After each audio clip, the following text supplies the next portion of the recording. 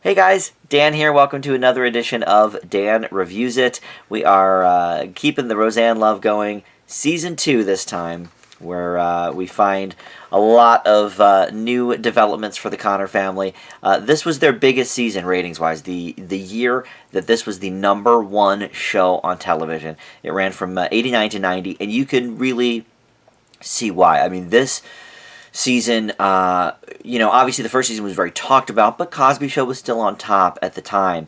But, with all of the discussion about Roseanne, and both positive and negative, it led a lot of people to check out the show even more, and this has some of the most classic episodes of all time. So, like we did with season 1, I'm not going to go through each and every episode and grade it. I did give them all grades just for a season grade, but we're going to talk about the best and the worst of the season. So here's basically what's been going on in season 2. So at the end of season 1, Roseanne leaves Wellman Plastics. So as we open season 2, she is now job-wise sort of hurting a little bit. She's in this telemarketing magazine thing that she absolutely hates.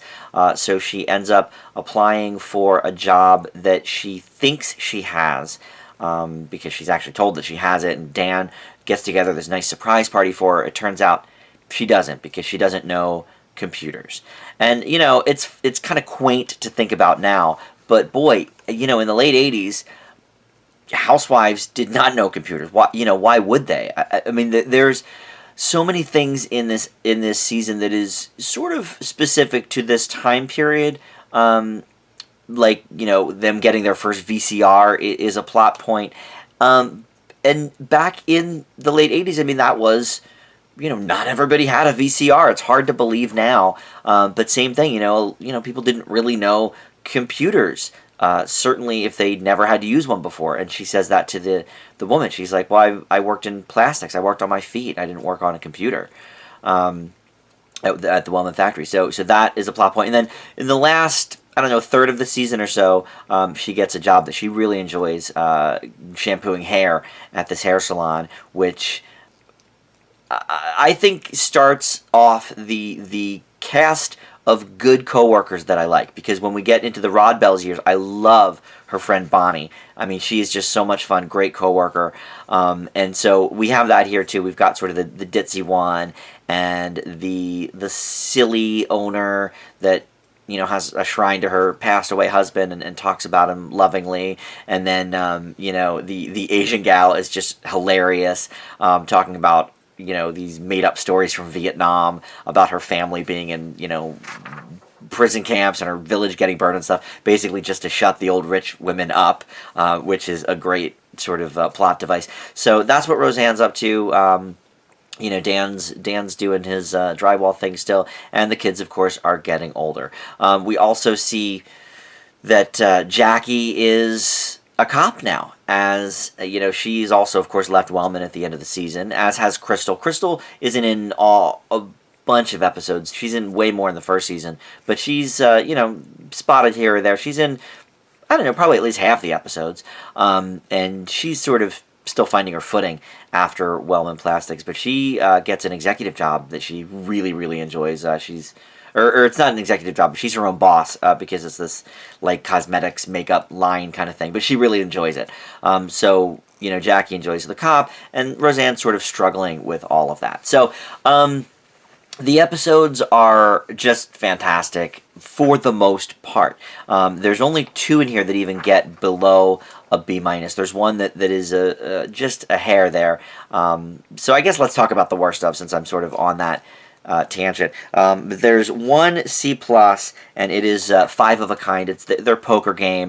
Dan has the boys over, many of whom we rarely ever see again. But it is the debut of Tom Arnold, which is interesting. The Arnie character was always sort of a hit or miss for me. I think at the time I thought it was pretty annoying, but now that I'm an adult, and there are a lot of people out there like Arnie who are, very obnoxious, but sort of have a good heart, best of intentions, but are very obnoxious.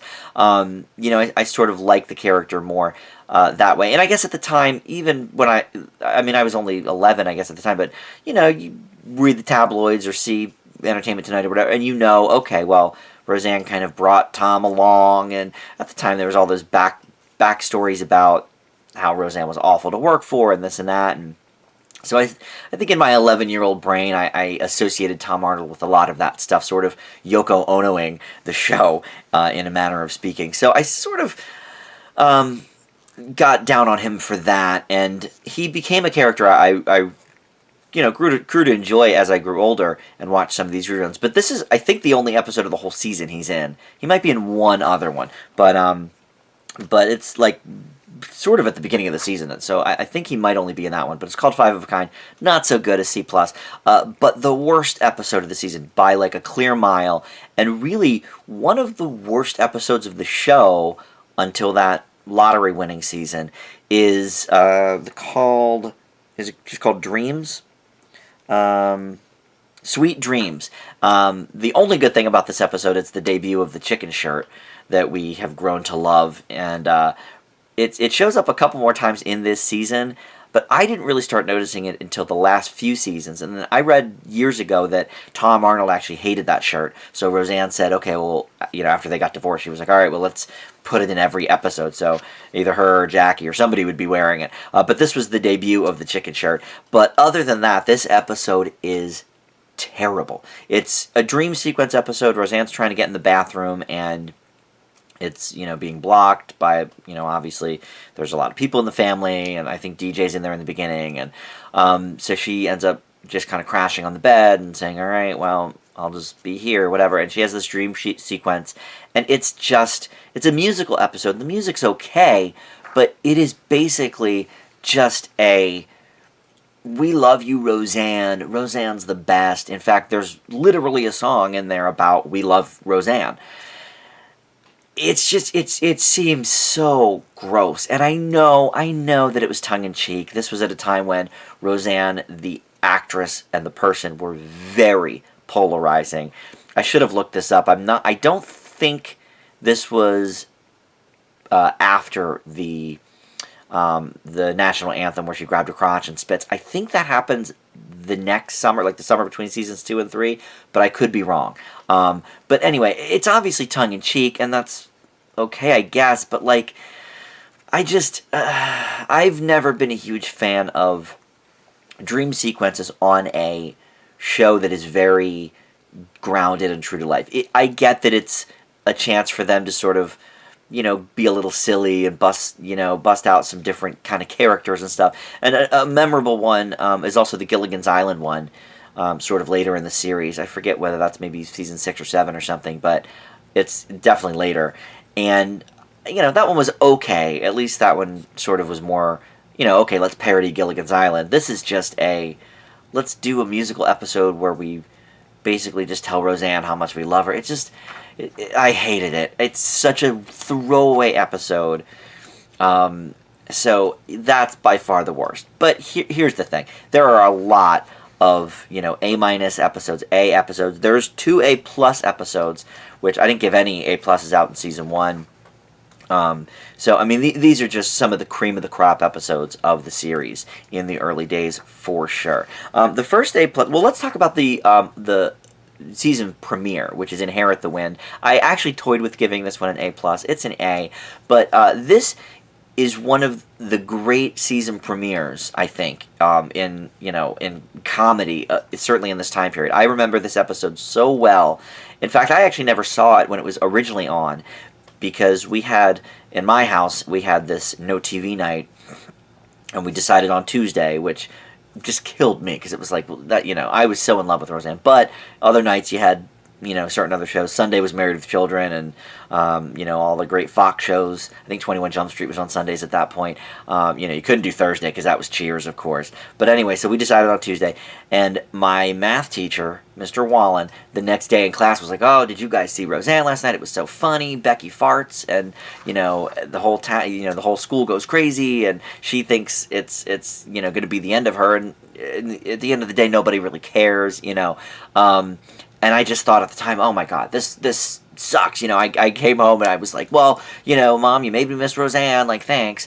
Little did I know that it would be the longest, one of the longer standing shows of my childhood, and in syndication for 20 plus years after it goes off the air. So, all right. So I didn't catch it on its original run, but I caught it, I guess, over summer reruns or something, and it's just a hilarious episode. It's such a good season opener because, first of all, even if you've never watched the show, if you missed the boat the first season, it just catches you up immediately with these characters, because the back and forth between Darlene and Becky, and really Darlene and Dan and Roseanne leading, in reference to the Becky stuff is just great. You know these characters instantly.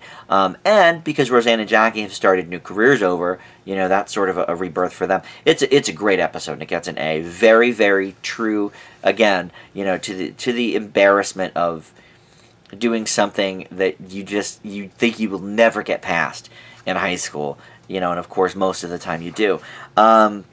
But the 2 A-pluses I've got, No Talking is the first one. This is, it is a comedy classic. It's one of the great sitcom episodes, I think. Certainly one of my favorites of Roseanne. Super, super, true with how emotions run in families, especially with, adolescents at Becky's age, boy or girl. But one of the things I like the most about this episode, other than the, I'm not talking to you, she's not talking to him, which leads into one of the great breakfast, or I guess it's over dinner, but one of the great kitchen table scenes of, I think, the entire series. Which, by the way, I haven't touched on this yet, but I have always appreciated that instead of what a lot of sitcoms do, which is leave, one section of the table completely empty so the camera can get in there, so nobody's back is to the camera. I love that Roseanne always had everybody around the table like a real family. Like Family Ties got away with it by sort of pushing the kitchen table against a wall. So, all right, we can't shoot that. But like Golden Girls, there were 4 people living in that house, and they only had 3 chairs at the kitchen table. It didn't make any sense. It was so silly. It's one of those sitcom things that you're like, well, you forgive it because you want to, see the people. But yeah, it was. I've always enjoyed that. But this was a great scene there. But other than all that, one of the things I love most about this episode is the scene where Roseanne and Jackie are sort of, cleaning Becky's room, and they find the diary, and they debate whether or not to read it. And of course, Jackie's like, you can't do that. It's an invasion of privacy. And then they find the decoy, or the real diary, and they realize the first one was a decoy, and it's like, oh my God, now really, what do we do? She doesn't end up reading it, which is great, but we find out, some history about her parents. Up to this point, we know that her parents are annoying, but, this is way before we find out her dad was an abuser physically, and the mom just kind of went along with it. So we really get a good insight into, Roseanne's mom used to snoop on her and invade her privacy all the time, and it leads to a very, very touching moment at the end with Roseanne and Becky. So that's an A+ for sure. And then the other one that I give it A+ to, I've always had a soft spot for this episode. It's called An Officer and a Gentleman, and it's Roseanne's barely in the episode. She goes away to visit, I believe it's her and Jackie's uncle, that is very sick, and she appears at the end of the episode. But in the meantime, Jackie is the female head of household. She's running things while Dan is at work, and it's such a great episode for a few reasons. One of them is the extremely touching part at the end. In the first season, Dan and Jackie really went head to head a lot on some things, and he really didn't like her being there all the time, and that her and Roseanne were so close, and we never really got a great grasp of why that was, and I don't know that we ever do. I think they sort of just modified the characters a little bit. But there's this great scene where, Dan and Jackie are sort of talking about how great Dan's marriage is, and how Jackie jokingly sort of like, oh, well, I could have had you, but I gave you to my sister. And it's sort of a tongue-in-cheek moment, but they start talking about the first time they ever met, and she doesn't think Dan remembers. And at the end of the episode, Roseanne calls to check in, and before Jackie's on the way out, John Goodman's like, hey, here's what you were wearing, and it just touches her heart. and I lose it. I've seen it, I don't know how many times, 15, 18 times. I cried so much, again, seeing this episode. It's another great episode. And, is it the best written one? Maybe not. Is it the funniest? No. But the fact that the star of your show is gone for 95% of the episode, and it is still so solid, so great, it really speaks to the strength of these supporting actors and characters. And John Goodman, of course, is kind of almost the backbone of the whole series when you think about it. So him being there, of course, is always great. But, certainly in those first 2 seasons, it was Roseanne's show, through and through. So the fact that she leaves and it's still one of the strongest episodes of the season, I think really speaks to the writing and the acting of these people. So another great one there. So again, there's a lot of other A's. There's some A minuses. Here's another A. Is the Halloween episode, Boo. Now, it's not the strongest Halloween episode. And for itself, I'd probably give it an A minus instead of an A. But it started the trend of the Halloween Roseanne episodes, which are some of the classics, some of the all-time funniest. Friends has the Thanksgiving episodes. Roseanne always did up Halloween, and they do it in such great style. So I do give that one an A just for that. And then the other one I gave an A to is One for the Road, which is also another really, really good one. I could go through all these. A lot of them are A minuses as well. But those are, I would say my top 4 are those 4. And then One for the Road would be number 5. So let's just kind of wrap it up here. I'm going to be doing these season by season. And the last season got a B+. This one, unfortunately, because of that D episode, does average out to a B+. However, if you take that away, it's an A- for the whole season. But to be honest, I like to sort of also give props for historical significance in relation to the show in general. This was a groundbreaking season for this show. So I'm going to stick with that A- through and through. Really, if you take out that horrible dream sequence episode, it's probably an A season. It's definitely up there, but I'll leave it with an A-. One other thing I did want to mention, this episode, April Fool's Day, about tax season, where they're sort of, racing the clock, and they go down to the tax office and everything. It begins this sort of trend that I don't love about Roseanne, which is the sort of fourth wall breaking, and we see it again in a different episode too. I didn't write it down. I forget. Oh, it's not really a break of the fourth wall, but it's when John Goodman starts doing his Julia Child impression right to the camera while he's cooking. Yeah, you could have, as Dan Connor, you could pretend there's a camera there, I guess. That's all right. But this one, they break the fourth wall with this sound effect anytime somebody says the word audit.